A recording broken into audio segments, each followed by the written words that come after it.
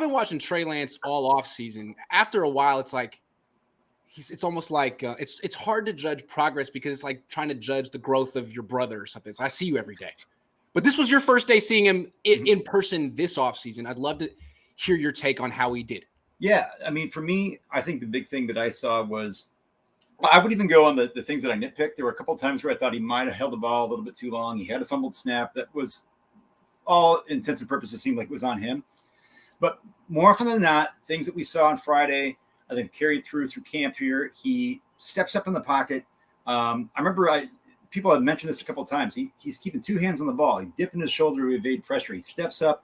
His functional mobility, he's getting outside the pocket, making a play, setting his feet, not looking to run right away. In fact, I don't think today at all there was a play where Trey scrambled that was looking to scramble, and almost every single time he's putting his team in a position to make something out of nothing on those plays. Now that being said, so that and then everybody kind of talked about the 65-yard the long pass to Danny Gray down the sideline, but there were other big gainers.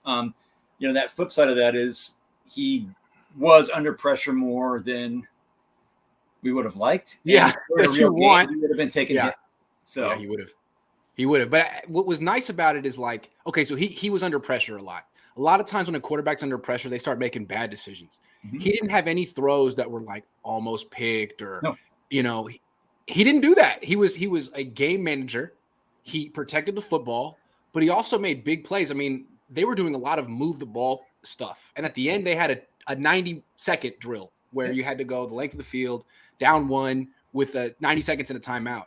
He had 4th and 10 with like the game on the line, scrambled to his right, had a 30-yard completion to Debo. Like, that's something we haven't seen in a long time on this team. And I'm glad you brought that up because all I heard last training camp was Trey was doing great, but in move the ball situations, in situational football, okay. Right. And I saw a couple of people today kind of said, "Oh yeah, but in a regular game they would have punted." I mean, it's immaterial. And I felt like in these practices, these coaches do both to get together. They're talking about O'Connell and Shanahan. Both are saying, "Hey, these are the kind of things we're wanting to see a little bit." It's not like there's like tons of secrets as they go through just in these situations. And I thought Trey did on that 4th and 10. He made a play when he had to. And I think you alluded to this. He had a tweet out.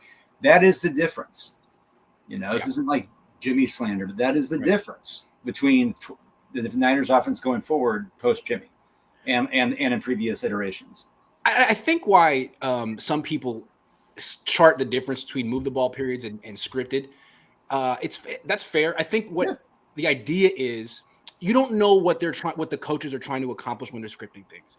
They're not necessarily trying to gain the most yards on that play. They might be trying to evaluate a given wide receiver. You know what I'm saying? Yeah. But in the move the ball period, theoretically, you're trying to move the ball as best as you can. So that's a whole different exercise. And from what I've understood, like his completion percentage this year in the scripted portions is low. In the move the ball portions, it's very high. Yes. And that's what we saw in the preseason. And I think that's what we saw today. Yeah. And I think some people have talked about it, whether or not he's more comfortable when I've said in rhythm when it's getting up to the line of scrimmage and going, or whether or not that's just because the defense doesn't have enough time to sit there and get set. Regardless, I think we have seen Trey really feel comfortable. And I think that's the other thing that I keep seeing. That was what you said. The number one thing on my notes was no turnover-worthy plays. Mm-hmm. Not every pass and placement was perfect. And I don't expect that from anybody, but there were no turnover-worthy plays. And he never looks panicky. His footwork, I think is vastly improved. I think that you never see him looking like he's, the fish out of water in those situations where he's looking to Kyle for a bailout. He's got it. He's controlled. He's calm. And I was impressed by that today. I love how he steps up in the pocket. Mm-hmm. A lot of mobile quarterbacks like to back out, but he steps up. And I think the quarterbacks that back out, it's a bad habit from college. And those are the guys that get sacked a lot, even though they're quick and fast and shouldn't be getting sacked. Lance steps up, and it's like if you have like an all-out, you better be careful rushing Trey Lance. If you have just 4, pass rushers with no regard for like their rush lanes and they just go after him, mm-hmm. I mean, there'll be scramble lanes up the middle all day, and he'll kill you. So it's going to be interesting to see how defenses figure out what they can and can't do against this guy. Well, and I think that's the thing is that what you've seen is that he can kill you on the run, but more often than not, we've seen him gather himself, reset his feet, And then he's looking to go downfield, and that's when the defenses are really screwed. And I think that's where Kyle, back before they drafted Trey, was talking about making defenses play 11 on 11. Now we're really seeing that come to fruition. And I think even if it's not in perfection on every play, the possibilities are really going to keep defenses honest. And I think they're going to be very dangerous when it all gets kind of gelling together. And I feel like that mentality from a quarterback, an athletic quarterback, is rare.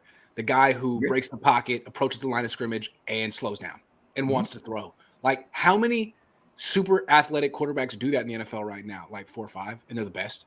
No, and I think and that's really, right. I think and the two, I listen to a guy that I think a lot of people respect. JT O'Sullivan was talking about the exact same thing. Is that this guy does not seem like that? This for the longest time, everybody was talking about him as a project, right? And any 22-year-old is you're evolving in your trajectory to where you want to be, but Trey doesn't come off in his personality, his demeanor, and the way that he absorbs information from coaches as that project style of player. Like, I think that he is more mature, between the ears and on the field right now than I think a lot of people expected him to be. And it's encouraging. I'm just sort of getting to know his past. I don't know why I didn't dig into it deeper, but it's my first time in Minnesota, and I'm learning he's sort of like he's a lot like Kaepernick's story. Kaepernick's from Turlock, small town in the Central Valley.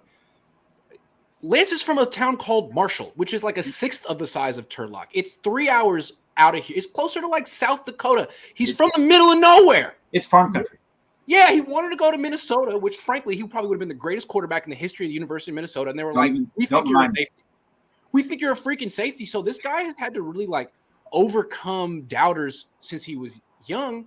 And then he goes to North Dakota State, sits for a year like he did here, just so he can, get his feet underneath him, and then has this remarkable – I'm not saying he's going to do that with the Niners, but that's been his history. Give him 1 year, and he has a mastery of what he's trying to do. And I'm glad you brought that up, Grant. Actually, I was on the phone with the Marshall High School activities director yesterday. I'm lining up a interview with his high school football coach, and who's, I'm a Minnesota public school teacher, so easy for me to kind of pick up the phone and we can, but it is that, like, my old high school or college roommate was from Marshall. I went down there to his wedding years ago. I mean, it's in the sticks, and that's where I think it's a little bit different than being in the Central Valley to a degree. Right. But he's always been a guy that's PJ Fleck doubted him, wouldn't give him a quarterback offer. And he has that stubborn confidence to say, you know what, I could have gone to D1. Yep. I'm not.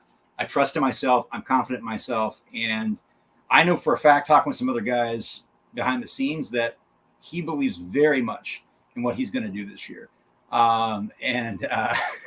So he's not worried. He should be confident. He strikes me as confident. And again, what you see in these move the ball periods is that while he's very gifted and can make extremely difficult throws, there are so many easy throws that Kyle can scheme up for him, like he did for Jimmy. We saw it today. How many screens every game is Trey going to throw to Debo? A few. There's going to be like 5 or 6 just gimme completions. His completion percentage is going to be not an issue, I don't think. And maybe the accuracy will be, but the completion percentage won't be. And I'm not so much, like the completion percentage stuff to me, that's going to ebb and flow, like you said, based on the degree of difficulty of passes that Kyle's dialing up. But like you said, if Kyle really wants to go safe, which I don't think he necessarily has to do, they can go safe and be consistent. And I think that's what we saw. What it was encouraging. It seems like every time Trey gets on those naked bootleg situations, he doesn't waste any movement, and he gets free so quickly he's out of the pocket so quickly. It's effortless. He's move, he's catch, he's throw. He's not thinking, and you shouldn't. But like that is the kind of stuff that I felt like had been rumored that he wasn't good at. Right. And I think he's shown to be proficient at. The way I look at this team is like, it just seems like anytime the Niners under Kyle on a really big game, he loses confidence in his quarterback and is like, I'm going to win in spite of you. Mm-hmm. And he can a lot of the time. If you're in that mode and that's your identity, Trey helps more than Jimmy does. Like, once you have lost confidence in the guy passing the ball, well, Trey helps the run game. Trey gives you more. Kyle's confidence in Trey's arm may ebb and flow, just like Trey's confidence in his arm ebbs and flow, at least early on. But once you go to that, let's win in spite of our quarterback mode, this is a better quarterback for that. You know what I mean? And that's why I thought that the 4th and 10 today, let's just say, okay, let's just call it the 3rd and 10. those are the kind of things where in 2019, yeah, Jimmy had good third down conversions, but oftentimes those third downs were in those third and short, third and intermediate. The 3rd and 10, the 3rd and long is something that's always been a little bit of a bugaboo. And so I think like those are the kind of things where you're like, all right, I'm feeling a lot more confident as somebody watching the 49ers with Trey under center in those situations. My feeling with him too, at least a 22-year-old Trey, who's very inexperienced, every throw is a little bit of an adventure. So the check down could be a little high. The easy stuff could be a little bit labored. But then the impossible stuff he makes look easy. Like the play on 4th and 10 today was like, hold on, how many quarterbacks in the world could do that? Like, I haven't seen that in a long time. So he still has a lot of growth to do, but clearly what Kyle's saying is like he's the kind of earnest hard worker who can't help but improve. And that's why they drafted him. As opposed to the other guy, I forget his name, who didn't call the Niners back ever in the offseason. I mean, it's so funny that why are the Niners getting rid of that other guy? Well, they had a big secret about him. It's sort of leaking out now. It's not so much about his skill set. It's about the work ethic. It's so funny too, Grant, because there's some people going back and forth and acting like this is all like a new development. I mean, for years, I'm not going to go out and out the people. Like these reports have been coming and been simmering for a long time. And this is the thing, guys like George Kittle, guys like the company line guys, it's so good at spinning PR. Like everything is like hunky dory at all times. Right. Everything. No big deal. It's hilarious. He's a teammate. We'd run through a brick wall for him. I'm like, So yeah. And yet they spent 3 first-round picks and a third just to get rid of him. Right. And not on Deshaun Watson or Matthew Stafford. On a 21-year-old from Marshall, Minnesota.